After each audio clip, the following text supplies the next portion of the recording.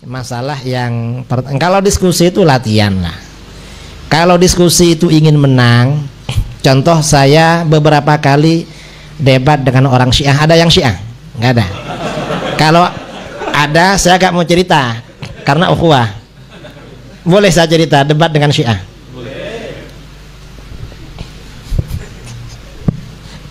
Kalau mau diskusi itu, diskusi ini seperti perang.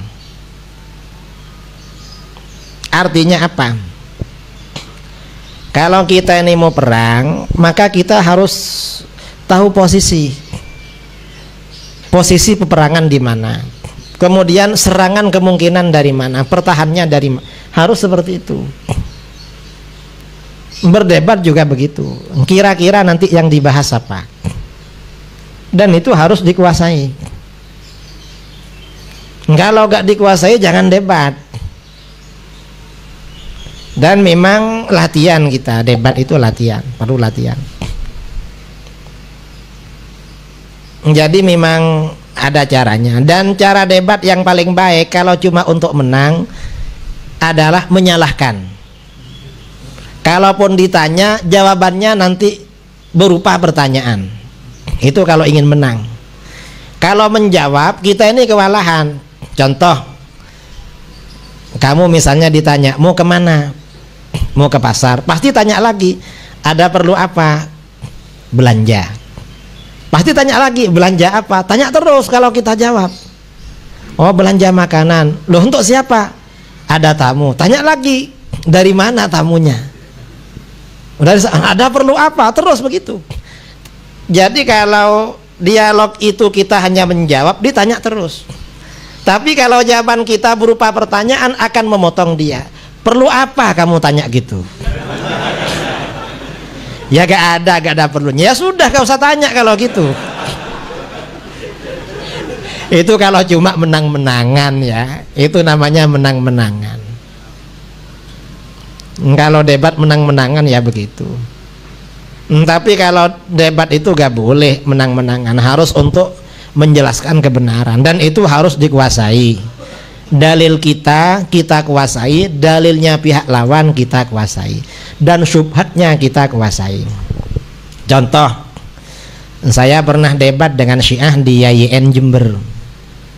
Ini belum masuk YouTube, tahun 2015. Makanya saya ceritakan.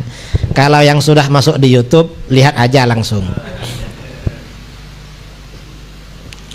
Setelah debat berjalan 1 jam, yang Syiah ini 2 orang. Alumni KUM semua, satunya 9 tahun di Iran, satunya 8 tahun. Saya sendirian di kampus. Yang menjadi moderator, wakil rektor. Saya sendirian. Dapat 1 jam, yang satunya gak bisa bicara. Karena terbawa emosi, gak bisa bicara. Orang debat itu jangan sampai emosi. Harus santai. Karena kalau emosi, nanti pikiran gak terkendali dan gak bisa berpikir. Dan walaupun benar, kesan pada orang-orang, orang yang emosi itu kalah kalau berdebat. Tapi kalau orang yang santai, kesannya itu hebat ini bagi orang yang nggak ngerti persoalan. Loh, kenapa? Itu cuma dihadapi dengan senyum-senyum itu. Itu cara debat ya. Jangan, harus mampu mengendalikan emosi. Nah, yang 1 orang ini yang dari Jakarta terlalu emosi, gak bisa ngomong. Akhirnya yang dari Malang itu yang ngomong terus. Dapat 1 jam, yang dari Malang ini gertak pada saya. Ustadz, apa? Gimana kalau dialog ini gak pakai moderator? Kita langsung aja, katanya. Ini kan gertak namanya. Ini gertak. Loh, saya gertak balik. Loh, bagi saya gak apa-apa gak pakai moderator. Tapi dari tadi kan kamu kewalahan, padahal pakai moderator. Kira-kira kalau gak pakai gimana? Dan sepertinya kalau gak pakai, kamu tambah berat menghadapi gitu. Ya apa? Pakai moderator apa enggak? Ya pakai dah, katanya. Ini namanya kalah apa ya? Ini kalah kalah gertak namanya. Digertak-gertak juga, tapi gertakannya itu harus santai gitu. Kamu mau debat apa tadi yang bilang nggak pakai moderator? Lalu kata dia melihat Allah di akhirat. Lah kenapa? Kan memang beda antara Syiah dengan Ahlus Sunnah. Kamu gak beriman Allah dilihat di akhirat, kami beriman. Apanya yang mau debatkan? Nah terus kata dia, apa dalilnya? Loh saya yang tanya, kan kamu yang berpendapat. Kamu yang ngajak, dalilnya kamu Allah gak bisa dilihat itu apa? Akhirnya kata dia ayat Al-Quran, kisah Nabi Musa. Qala rabbi arini anzur ilaik, qala lan tarani. Tuhan, Musa berkata, Tuhan perlihatkan engkau kepadaku, aku akan melihatmu. Qala lan tarani, Tuhan berfirman, kamu tak akan melihatku. Berarti Allah kan gak bisa dilihat. Berdasarkan ayat ini di dalam kitab-kitab tauhid sudah ada. Lalu kita terangkan, justru ayat ini menjadi dalil Allah bisa dilihat. Loh kok bisa? Pertama, Nabi Musa minta melihat kepada Allah, minta melihat Allah. Seandainya Allah ini gak bisa dilihat, Nabi Musa gak akan minta. Mengapa? Karena ini persoalan tauhid. Gak mungkin seorang nabi itu bodoh masalah tauhid, lalu kamu yang lebih pintar dari beliau. Masa pintar kamu dari Nabi Musa?